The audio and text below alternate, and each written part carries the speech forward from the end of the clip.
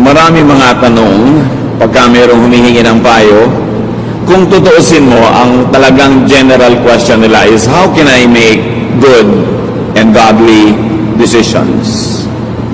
Iba-iba yung mga detalye ng tanong, at hindi mo naman pwede mabigyan lahat ng particular and specific answer. Kaya mahalaga ay magkaroon tayo ng isang pag-aaral, general principle on how to make decisions. Hindi pwedeng itanong sa counselor, sa pastor, sa sino man ang bawat gagawin natin. Ang mahalaga, meron tayong equipping how to make godly decisions. Dear God, we thank you that you want us to make good decisions. Pagpalain niyo po kami ngayon na kami ay magkaroon ng kaliwanagan kung paano magpapasya at paano gagawa at bubuo ng mga pasya sa malalaki man o maliliit na issues ng buhay namin. Ngayon, humihiling kami ng simpleng mensahe na aming maunawaan at maipapamuhay at matatandaan, lalo na sa mga oras ng kalituhan. Patawarin niyo po kami sa mga kasalanan namin, aming Diyos. Ang mga kulang namin, hinihiling namin punuan ninyo. At kayo po, ang tinig niyo, maging gabay, liwanag ng aming buhay. We ask you to speak to us powerfully. Use your servant only as your instrument. But may your voice be heard, O God. Lead us, heal us, encourage us, correct us. In the name of your Son, Jesus, we pray with thanksgiving. Amen. How do we make decisions? Araw-araw, meron tayong pasyang ginagawa. May maliit, may malaki. Merong napakahalaga, merong di naman ganun kalaki ang kahalagahan. Pero dapat pa rin tama ang desisyon.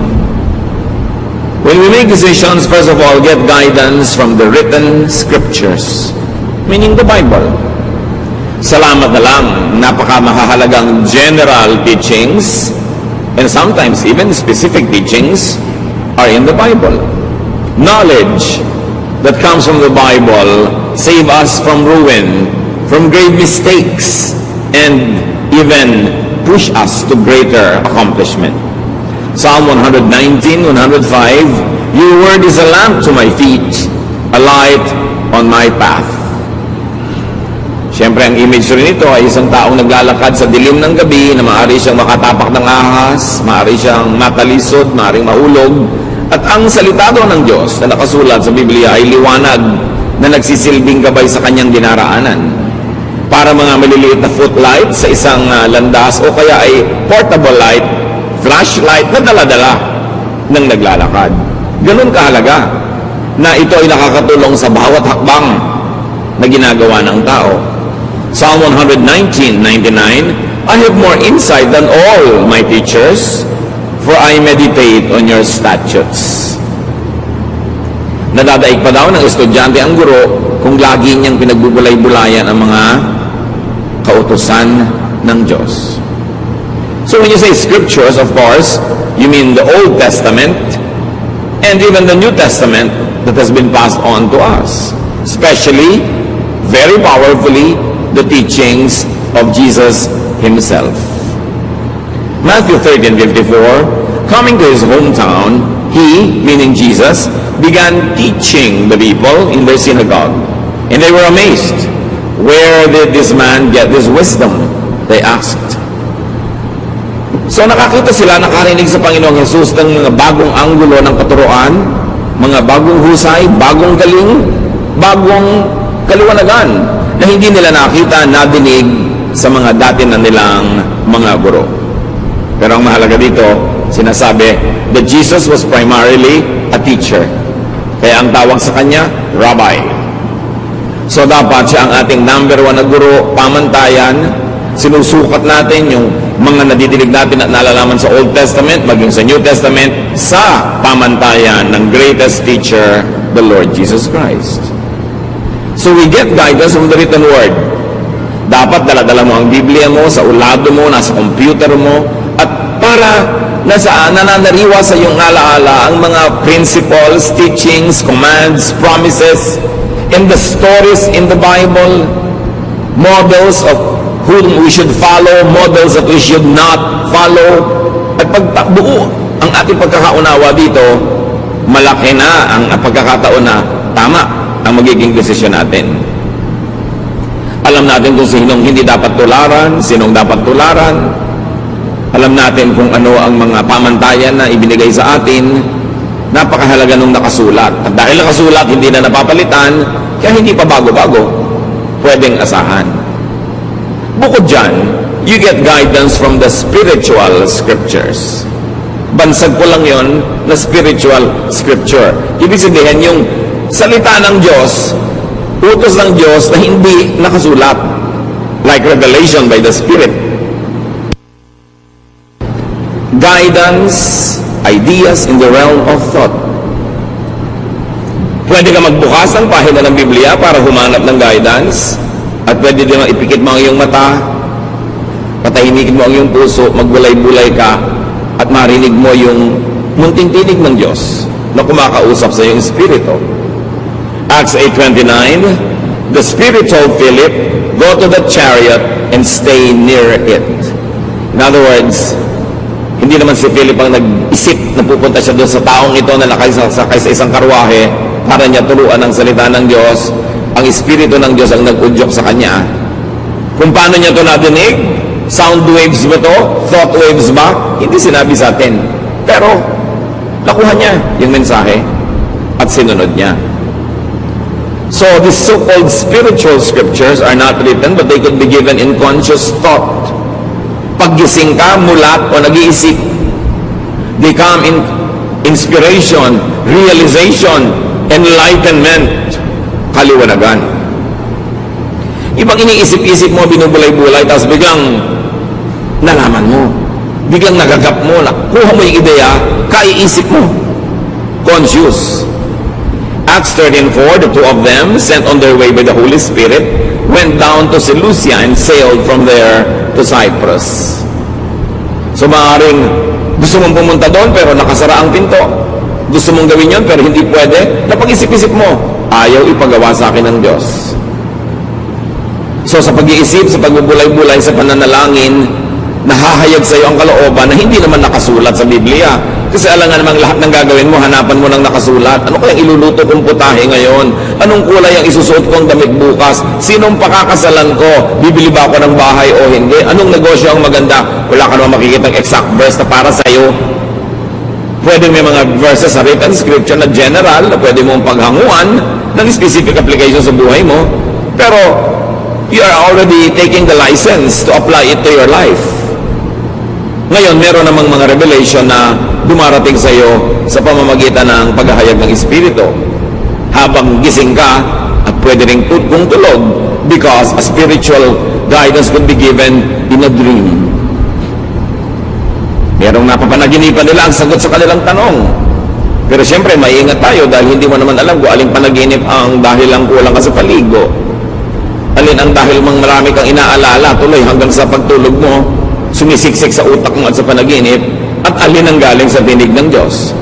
Pero, yes, napakaraming instances na ginamit ng Diyos ang panaginip sa pagbibigay ng guidance sa mga tao. Acts 11:12, the Spirit told me, Peter speaking, to have no hesitation about going with them. At sa panaginip niya nakuha yung sagot.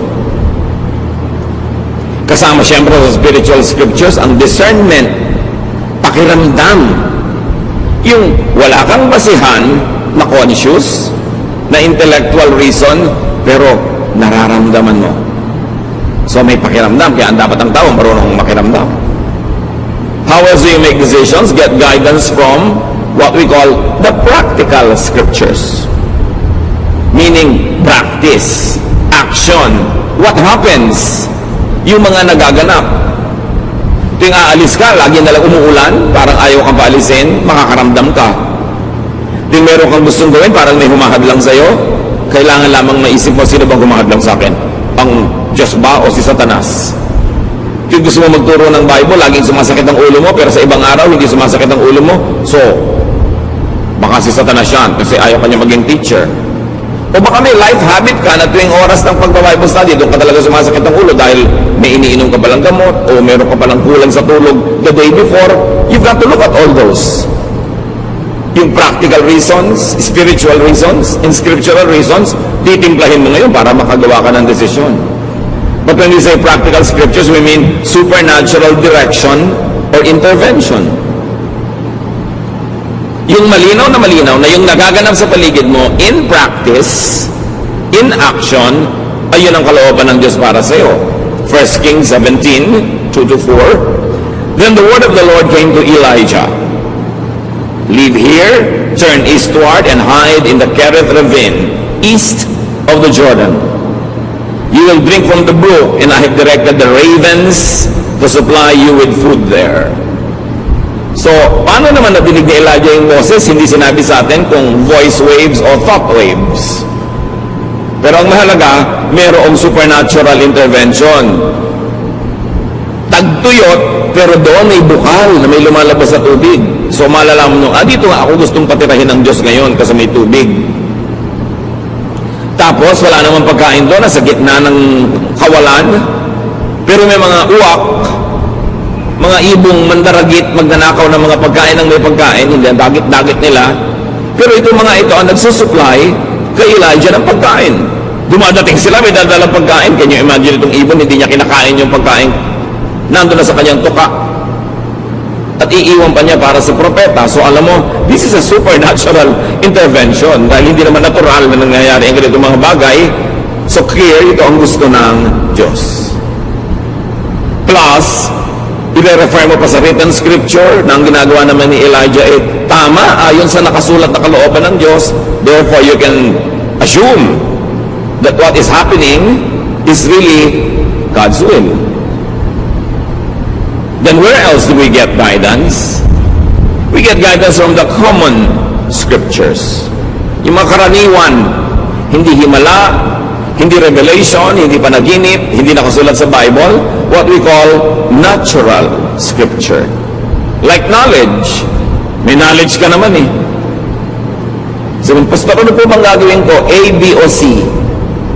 Isipin mo, mag-isip ka sa palagi mo, anong pinakamabuting gawin? Yan yung inisip-isip ko po, B. Yun ang gawin mo, kaya ka nga may isip. Lalong-lalo kung hindi mo mahanapan ng scripture na ilalapat, na written scripture. Hindi ka pinapapanaginip, walang spiritual scripture. Wala ring practical scripture kasi hindi naman nanghihimasok ang Diyos sa mga nangyayari sa buhay mo araw-araw para malaman mo talaga kung sa Kanya gusto pumunta. So anong gagamitin mo? Mag-iisip ka. Use knowledge, common sense, and also your conscience. How does it feel sa espiritu mo at sa puso? Dahil lahat ng yan ay galing din sa Diyos. Yung knowledge, common sense, conscience, galing sa Diyos. Pero, pwede rin niyang mabaluktot, madaya ng ating kaaway na spiritual.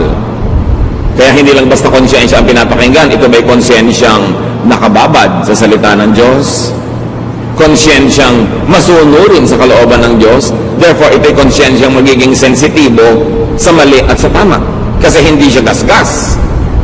Hindi siya puro kalyo na wala nang maramdaman. Kasi may mga konsyensyang wala nang maramdaman. Hindi ibig sabihin walang dapat maramdaman, kundi nawala na ng pakiramdam.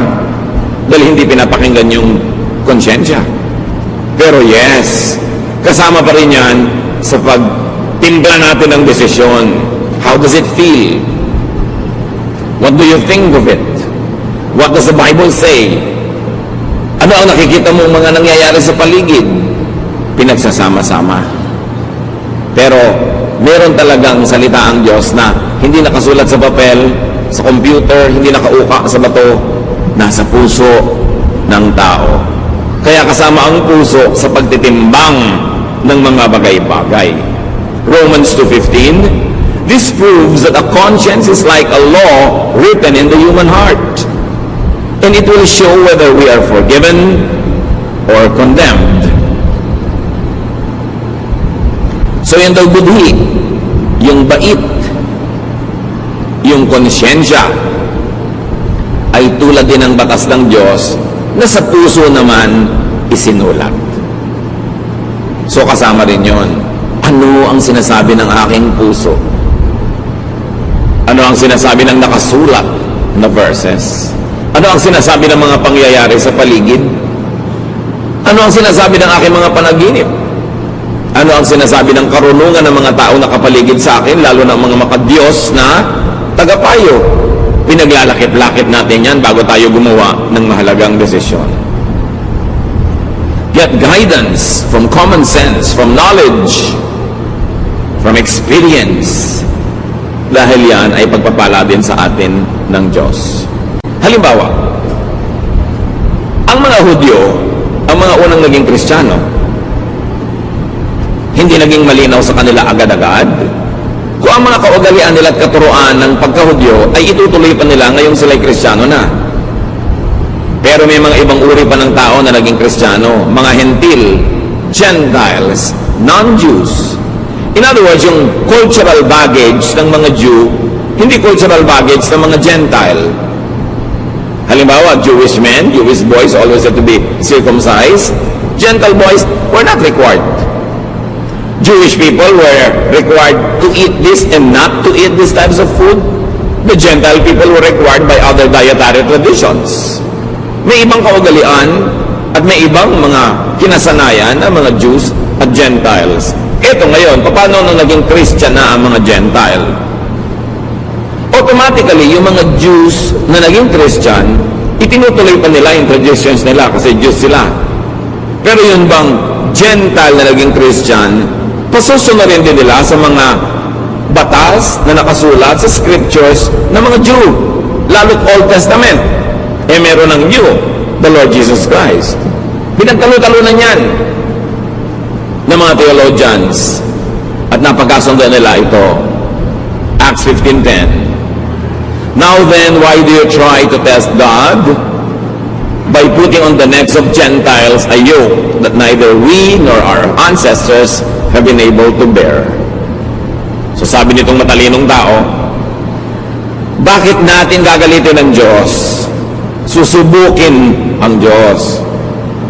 Sa pamamagitan ng paggigiit natin, pagpipilit, na yung mga napakahihirap natin mga batas at tradisyon na tayo nga hindi natin masunod at hindi rin nasunod ng mga ninuno natin, ipapamana natin at ililipat at pipilitin pang sundin ng mga Gentiles sa naging Christian. Hindi pa ba sapat na maging Christian na lang sila? Huwag na silang gawing Hudyo.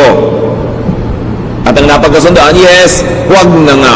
Maliban na lang sa tatlong mga bagay na ito at binanggit nila yon. Pero ang kahulugan ng napaka-importante, ginawa nilang user-friendly ang Christianity to the Gentiles.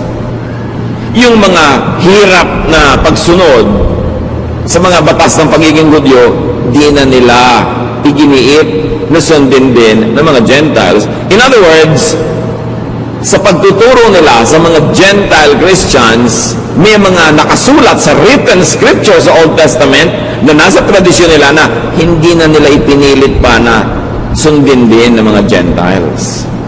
So what do we see the new church in Jerusalem doing? They discarded what was outdated, irrelevant, and undoable to the Gentile. So pwede ka na maging Christian na hindi ka nagpapacircumcise. Hinayaan na nila yung mga Gentiles sa kainin yung mga dati nilang kinakain, except sabi nila, huwag kayong kakain ng mga karning, yung dugo ng dumpa. Yun ang isa nilang mga iginiit. Tatlo lang yung pinilit nila, yung isa huwag na mamuhay sa immoralidad, etc. Pero kung tutusin, by very strict Jewish standards, binibreak nila ang Old Testament, di ba? Dahil hindi na nila ipinapasunod sa mga Gentile believers, pero pinagana nila ang utak nila, ang practical teaching, common sense, tinignan nila yung convenience ng mga mananampalatayang Gentile at nagpasya silang, oo nga, tayo na lang mga Jewish Christians ang magpatuloy ng Jewish traditions while we are Christians. But the Gentiles need not become Jews just so that they could be saved. So, in the manner of speaking, the apostles were discarding a lot of written scripture in favor of the unwritten one. Common sense, knowledge, conscience, and kindness to the new believer. Hindi sila nagpakamatay, pumatay, at ng gera para igiit yung written scripture na sa culture and lifestyle of the new believers, wala namang ugat, walang pinag-ugatan, hindi kakapit, at wala namang kahulugan. Yun na lang pinakakonte ang itinira nila para yung mga Kristiyanong Gentile hindi na sila mabigatan tulad ng bigat na dinala ng Israel na sila na rin ang umaaming di naman nila na kayang dalhin. Saan pa tayo kukuha ng mga basihan ng pagde-decide? Among the common scriptures, nature. Kailangan marunong ka rin makinig sa nature dahil Diyos ang lumikha niyan. Luke 12:54, He said to the crowd, when you see a cloud rising in the west, immediately you say, it's going to rain, and it does. Yun ang sabi ng Panginoon. Pag nakakita kayo ng senyales sa himpapawirin na may ganitong uri ng ulap, alam niyo uulan, at uulan nga. So, ibig sabihin, kung nagbabala kayong mamangka, magbiyahe, maglakbay, huwag nyo na ituloy kasi uulan. Or ituloy nyo, pero maghanda kayo na mababasa kayo sa daan. So, Pastor, ikakasal po ako, gusto ko maging June bride, gusto ko po guardian wedding, iha, tag-ulan, ano ba ang trahe de boda mo, kapote? Hindi po, yung may mahaba pa ng buntot, kakalag ka rin may putik, dahil gusto mo guardian, ipag-pray po natin, di po ba mabait si Lord? Ikaw mag-pray mag-isa mo, tag-ulan, hindi ko sasabihin sa Diyos na huwag yung paulanin, kasi tag-ulan eh. So kahit anong dasal ang gawin mo, ano yung faith mo, at binaha yung kasal mo, huwag ka magtampo sa Diyos because you must listen to nature. God is the author of nature. Kahit ka pastor, kahit ka banal, sumakay ka sa barkong sira, lumubog, mamamatay ka. Hindi na dadaan sa kabanalan yung lulutang ka sa tubig. Dahil sabi ng gravity at ng law of buoyancy, lulubog ka. When your weight is greater than the weight of the water that your body displaces. So, lulubog ka. You've got to respect nature. Huwag mong daanin sa dasal. Huwag kang humingi ng himala. Sumunod ka na lang sa nature. Magpakasal ka ng Pebrero, bihirang umulan. At kung talagang sure ka, ayaw mo mabasa yung mga entourage mo, edi indoors, ba't makailangang garden pa? Proverbs 6:6, go to the ant, you sluggard, consider its ways, and be wise. O siya, sabi din sa Proverbs, tingnan mo yung mga langgam. Matuto ka sa kanila. Ang liit ng utak niyan kasi ang liit niya. Yung utak mo ang laki. Pero dapat matuto ka. Yung mga langgam, pag tag-araw, doon sila nagtatrabaho, doon sila nangongolekta ng pagkain nila, ini-imbak nila, para pag nagtag-ulan, nandun lang sila sa mga lungga, tahimik sila. So dapat din, iayos mo ang ginagawa mo ayon sa panahon, sa seasons. Hindi mo makikita sa scripture kung kailan ang magandang date ng pagpapakasal, pero makikita mo sa nature kung ano yung date na bagay sa motif ng kasal mo. Luke 21:29-30, look at the fig tree and all the trees. When they sprout leaves, you see for yourselves and you know that summer is near. Kahit sa puno, makakabasa ka ng mensahe ng Diyos. Malapit na magtagulan, malapit na magtaginit. Pag wala ng dahon ng puno ng siniguelas, alam mo na kung anong panahon. Pag nagpupulahan ng mga ponsetya, alam mo mangyayari. Nandun yun. Isa pa na pwedeng pagkuhanan ng guidance, common scripture, science. The most useful and practical science, physics. Then you can also learn from chemistry, biology. Medicine comes from that, from a lot of chemistry and biology. May sakit po ang nanay ko, ipag-pray natin. Pinainom mo naman ng gamot. Hindi po, ipag-pray na lang natin. Painom mo na ng gamot. Ipadoktor mo. May pinaghihimalaan. Paano kung hindi paghimalaan ng nanay mo? Di gamitin mo yung natural, available, scientific way para siya gumaling dahil Diyos din naman ang nagsulat ng mga laws of science. 2 Kings 20:7, merong haring mamamatay na. Then Isaiah said, prepare a poultice of figs. They did so and applied it to the boil, and the king recovered. Mamamatay na yung hari, yung pala ang gabot lang naman ay konting mga dinikdik na mga dahon-dahon na ipinapal, gumaling. Propeta to ha, hindi niya pinagdasal. Pinagdikdik niya ng dahon because alam din niya yung science of medicine. So kasama sa pagde-decide yun. Ipapagamot po ba namin ang nanay namin o ipapapray? Di ko ipapareho. Pero ipagamot mo kasi yun ang sinasabi ng pinakamababaw, pinakauna na pangangatwiran, yung natural. Why go against natural law when you can follow the natural law? Si Timothy, laging sira ang tiyan. Sinabi ba ni Paul, manalangin ka? No. 1 Timothy 5:23, stop drinking only water and use a little wine because of your stomach and your frequent illnesses. So anong payo ni Paul? Puro tubig kasi pinag-iinom-inom mo, baka may mga butete pa at mga kitikiti. Tumigil ka muna ng uminom ng tubig, ang inumin mo muna wine kasi may alcohol yan, content, mayroong medicinal content yan, makakabuti sa'yo. So dapat marunong tayong sumunod sa science. Another common scripture that you can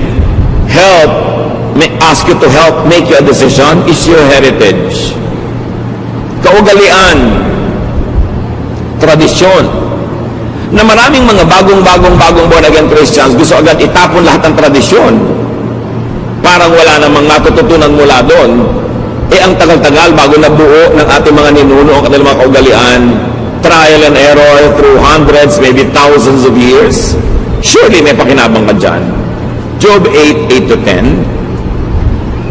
Ask the former generation and find out what their ancestors learned. For we were born only yesterday and know nothing, and our days on earth are but a shadow.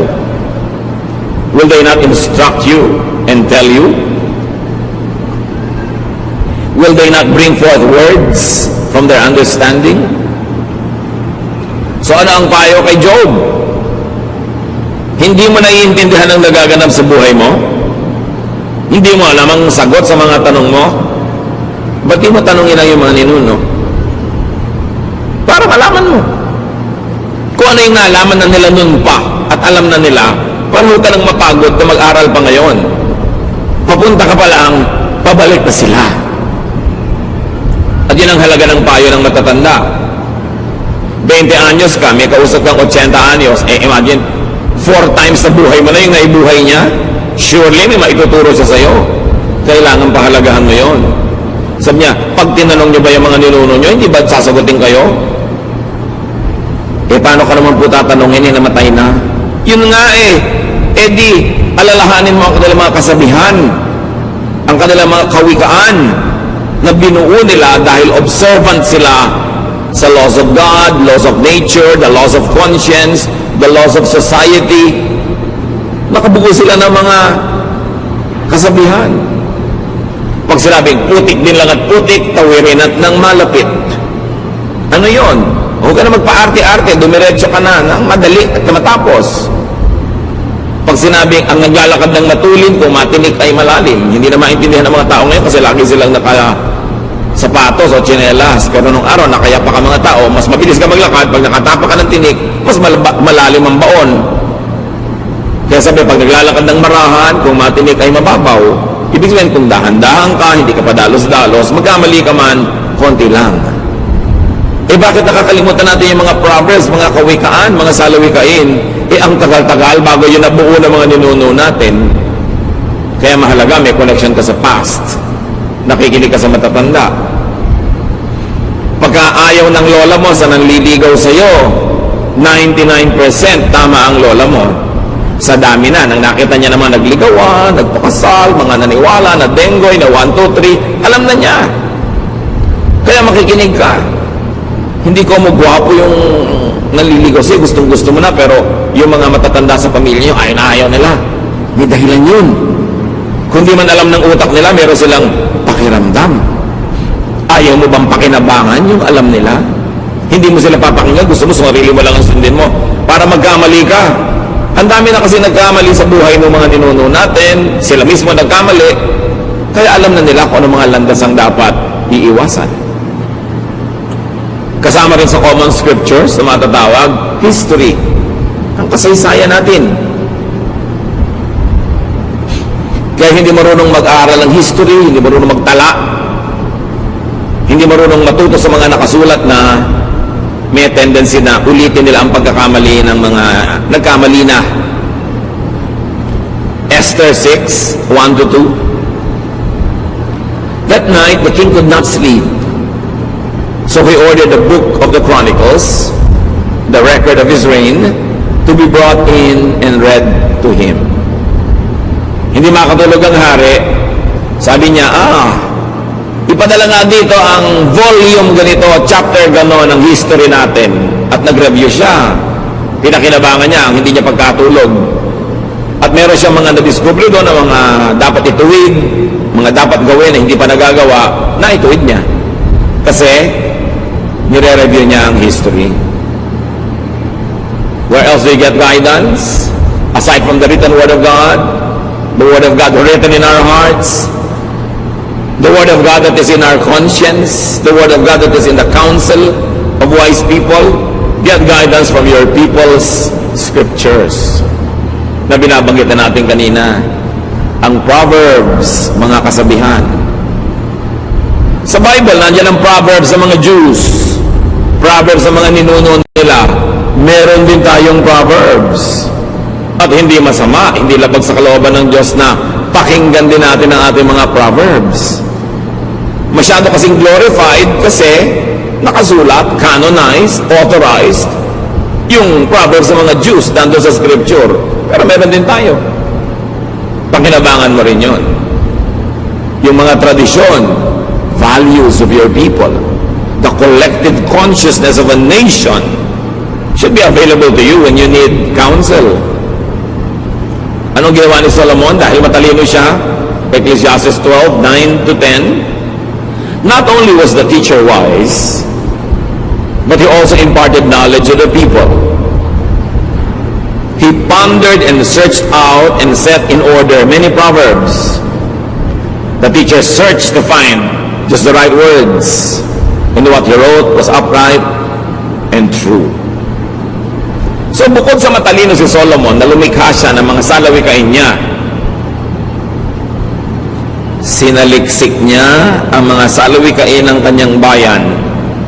Kinolekta niya ang mga kasabihan ng matatalinong tao, ng mga matatalinong matatanda sa kanyang bansa. At nire-write, inedit, inayos. At yun ngayon ang nababasa natin na Book of Proverbs. Kasi kinolekta niya. Kayo, kinukolekta niyo ba mga sinasabi ng lola niyo? O pinagtatawanan niyo? Kung galing kayo sa mga bayan-bayan, kung saan-saang sulok ng bansa, kinokolekta nyo ba yung mga kasabihan ng matatanda? Kasi maraming matatanda, sumasakabilang buhay na pag inilibing sila, kasama sa libingan, ang kanilang mga kasabihan, kung hindi nyo na isulat, wala nang makakaalam. Daang taon, libong taon bago na-develop yung mga ideas na yon. Alam nyo yung latik na inilalagay sa suman at sa bibingka, yung napakasarap na mga butil-butil na mga inilalagay sa ibabaw ng kakanin. Siguro sa isang dakot na latek, kailangan mo mga 10 nyog para mo gatain. At yung gata, lulutuin mo, ang matitira lang, yung latik na yun. Ganun ang mga kasabihan. Sa konting kasabihan, ang daming karunungan, pag-iisip, pagbubulay-bulay, trial and error ang nasangkot bago nabuo ang mga kasabihan. Tapos mawawala lang dahil namatay yung matatanda. Dapat ingatan. Dapat buuin. Your people's scriptures include living treasures, our elders. Makinig ka sa magulang, sa lola, sa mga tiya. Kahit ayaw mo nung sinasabi nila, pakinggan mo, pag-isipan mo, dahil lalo't kamag-anak ka nila, mahal ka nila sa buhay, magpapayo ba sa'yo yan ang ikasasama mo? Alam naman sabi ng matatanda sa meeting, halika, payuhan natin yung pamangkin natin ng ikasasama ng buhay niya para magkawasak-wasak siya. Meron kayong ganun? Dapat mo pakinggan. Proverbs 1, 8 to 9, listen, my son, to your father's instruction, and do not forsake your mother's teaching. They are a garland to grace your head and a chain to adorn your neck. So ang imagery dito, mga athletes na nananalo sa mga timpalak, mga manunulak, mga namamalagtas, mga tumatakbo, mga kumakarera, na kung nanalo, binibigyan ng bulaklak, inilalagay sa kanilang ulo, o mga dahon-dahon, tulad na nasa ulo ng mga makatak, o mga bulaklak, o mga medalyang isinasabi sa kanilang leeg. Sabi dito, yan ang halaga ng payo ng magulang. Makinig ka sa tatay mo, makinig ka sa nanay mo. or their equivalents in your life. Kasi makakatulong yan sa buhay mo. So, ilan na ang pagmumulan ng ating karunungan para matimpla natin kung anong gagawin natin sa buhay? The written scriptures, the spiritual scriptures, that's in your heart, your conscience, your knowledge, natural knowledge, sciences, discernment, mga kasabihan, ipapanalangin mo pa, tapos may gagawin ka pa. Di ang dami, sasalain mo siya. Para yung makakalampas lang sa salaan, ang pahalagahan mo. Sa dinami-rami ng written words, sa dinami-rami ng spiritual guidance, mga nangyayari sa paligid, filter everything with Solomon's teachings on meaninglessness. Kung merong salaan ng Old Testament, kung saan mo dapat salain ng mga katuruan, at doon mo sukatin kung mabuti sa iyo, makakasama ba sa iyo, pumunta ka doon sa nagsulat na pinakamatalino sa lahat, si Solomon. So Solomon should be a standard. So sabi ng nanay ko, sabi ng konsyensya ko, sabi ng paligid, sabi ng scripture, sabi ng Old Testament, sabi ng ganitong epistle, sabi ng panahon, sabi ng weather, sabi ng science, anong ang sabi ni Solomon? Susukatin mo doon. Ecclesiastes 2:16, for the wise, like the fool, will not be long remembered. The days have already come when both have been forgotten.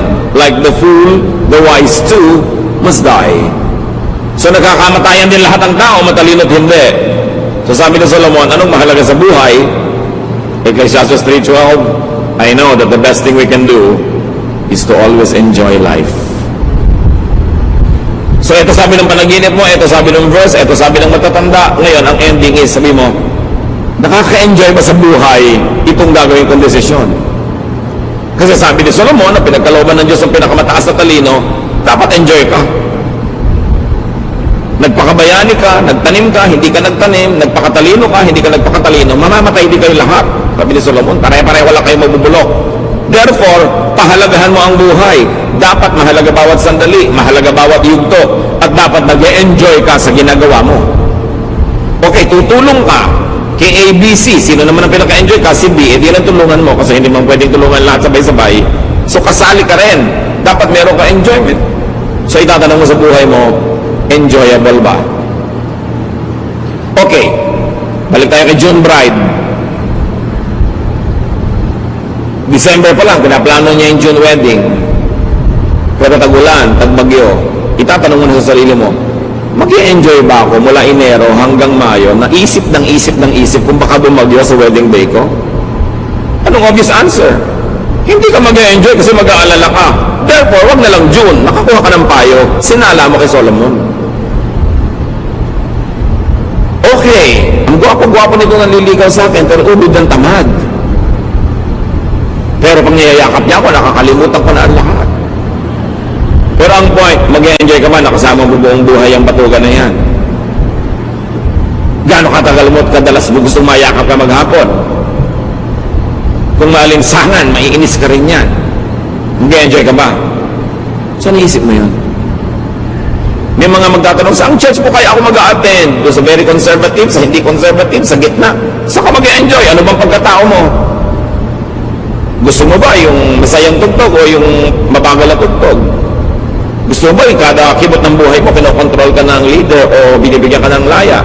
Alin ba? Saan ka? Saan ka mag-enjoy? Kasi pare-pareho naman Bible yung pinagbabasihan ng turo. Pare-pareho rin kaligtasan dahil sa dugo ni Jesus. Saan ka enjoy? Dapat kasama yun sa decision. At hindi lang yun, dalawa ang filter. So enjoy ka na.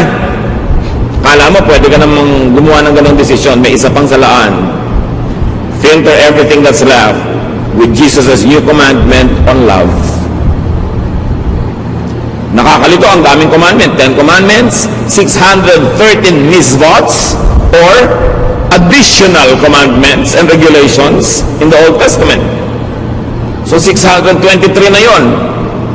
Nagdagdag pa yung mga disciples at mga apostles.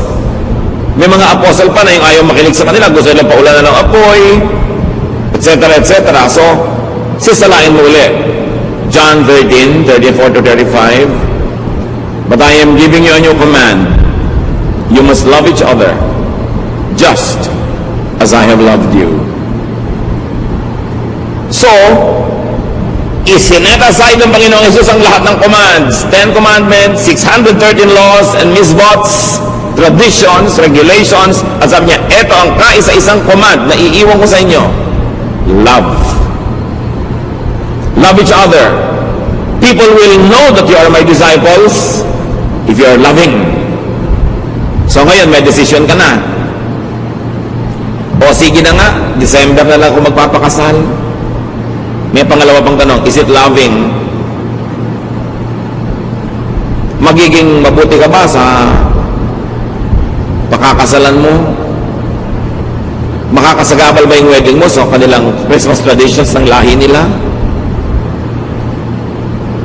Mabuti ba na gawin yun sa ganung panahon? Magiging maibigin ka ba to everyone involved? Pag sabi mong yes, it will be very loving to them, then go ahead. Pero pag sabi mong teka, hindi, magiging malupit sa iba. Pinipilit ko lang, pero actually may magsasuffer. Then you know how to decide. So pag na-factor mo na lahat yung pinag-usapan natin, sasalain mo kay Solomon, is it enjoyable? At sasalain mo kay Jesus, is it loving? Is it considerate? Is it kind? Then you will know where to stand. John 9, 14 to 16. The day when Jesus made the mud and healed the man was a Sabbath. So the people took the man to the Pharisees.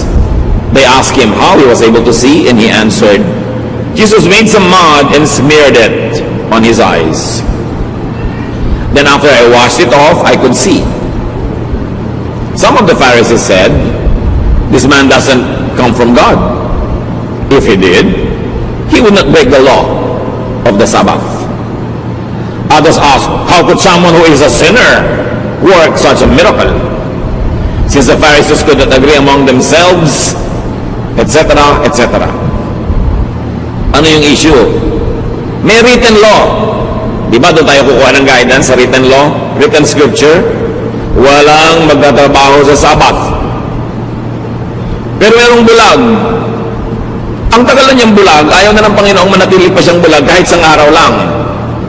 Pero nung kumonsulta sa kanya, Sabbath, ipagpapabukas pa ba ng Panginoon? Hindi.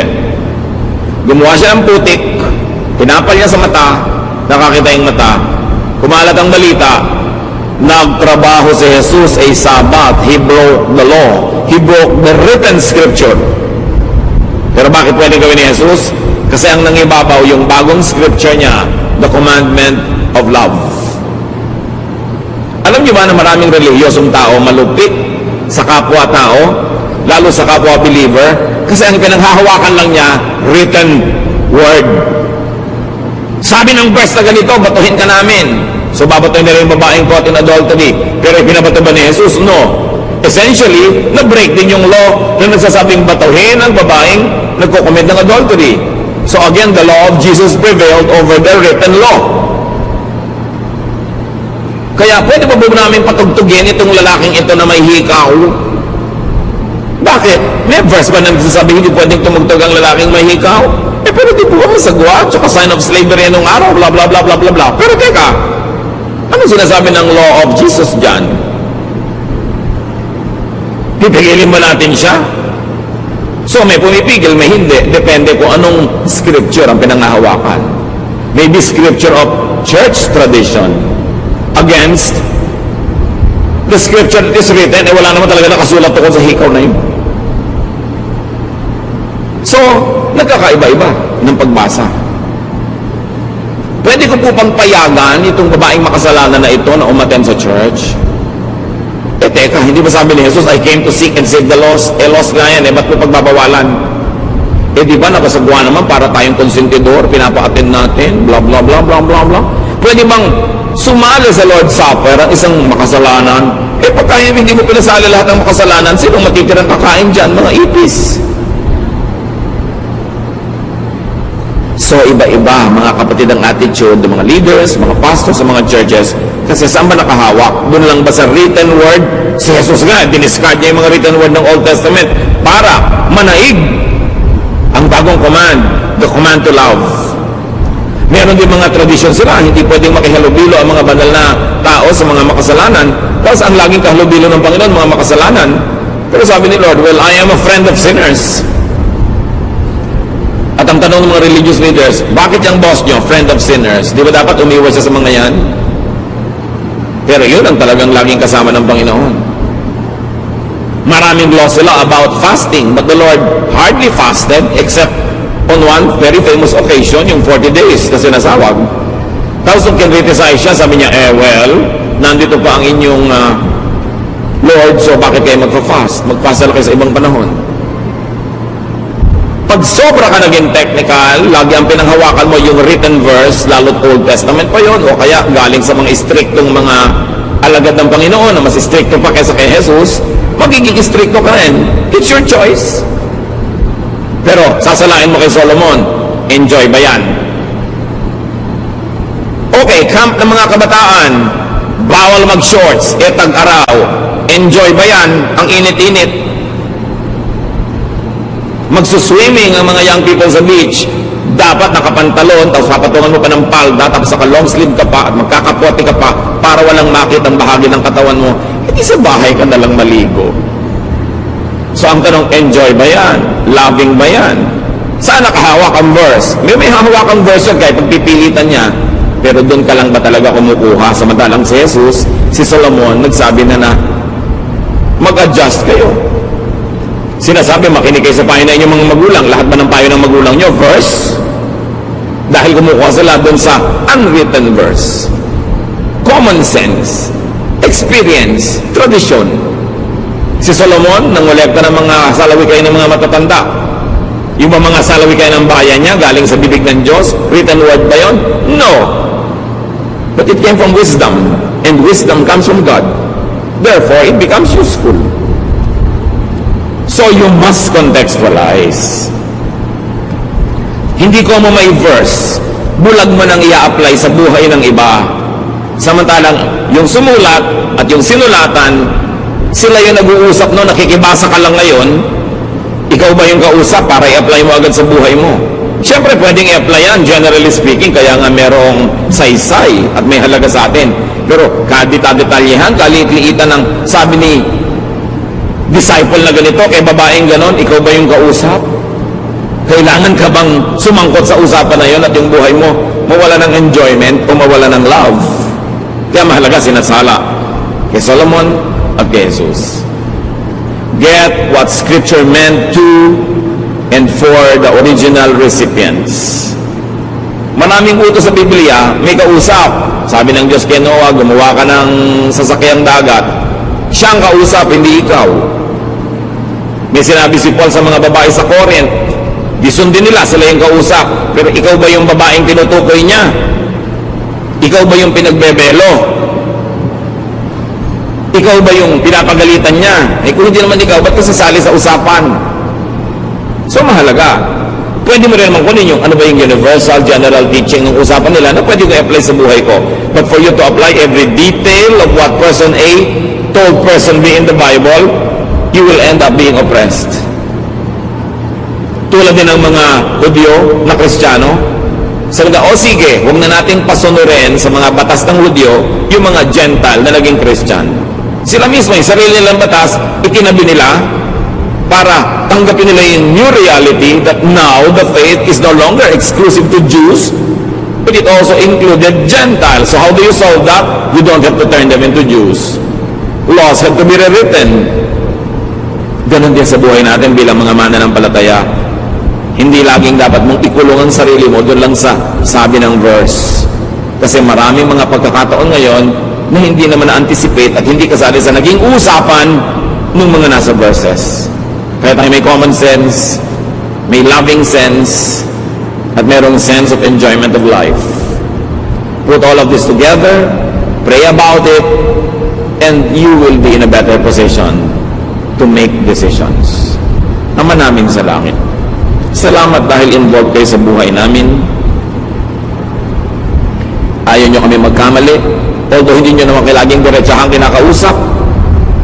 So turuan nyo kami na magbase ng karunungan at mga desisyon sa iba't ibang mga pinagkukunan ng karunungan, pangunahin na yung nakasulat na scripture. But teach us also to consider and listen to the unwritten word, that which is written in our hearts, that which you give through dreams, yung nararamdaman namin at nadidiscern, yung sinasabi ng marurunong, yung idinidikta ng pagkakataon at pangangailangan, lahat ito i-consider namin, Panginoon, para kami maging marunong, mabuti, mabait sa aming kapwa. Sa ilang saglit pa, ng katahimikan, pagbulay-bulayan natin ito, mga kapatid. Mahalaga to make godly decisions. Sometimes, a scripture-based decision is not always the most godly one, especially kung pinagbabasihan mo ay irrelevant na sa buhay ng iba. Nakita natin ginawa yan ng mga disipulo ng Panginoon, nakita natin ginawa yan ng mga bagong mananampalataya at ginawa ng Panginoon mismo. Is it oppressive? Does it set free? Is it kind? Think about those things. Lord, in silence, give us personal applications of what we have been discussing. Correct us if we have errors, but for everything else that is right and true and in accordance with your will, reinforce this in our hearts, in our minds. Magbulay-bulay tayo, sumandali.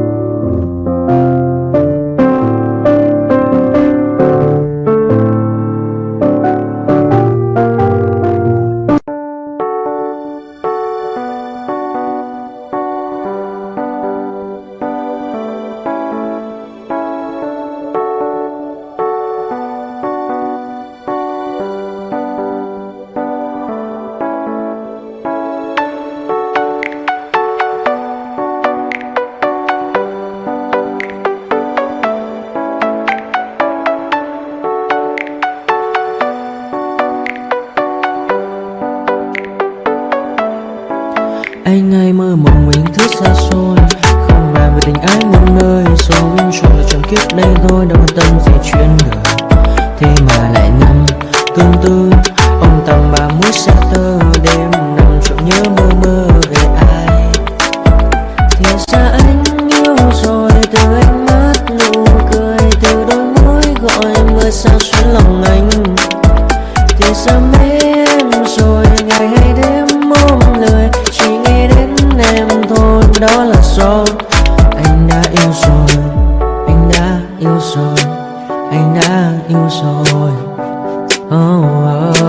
Anh đã yêu rồi,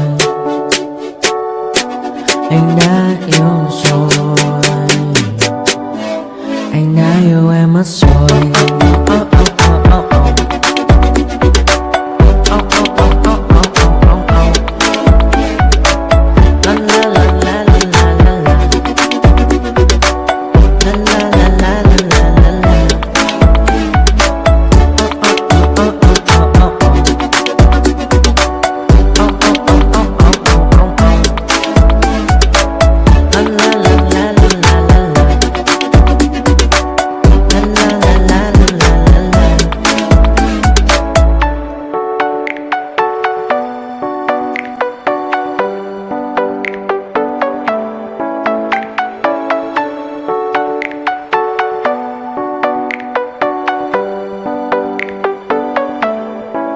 Anh hay mơ mộng mình thứ xa xôi, không bàn về tình ái một nơi sống chung là trong kiếp đây thôi, đâu quan tâm gì chuyện đời. Thế mà lại năm tương tư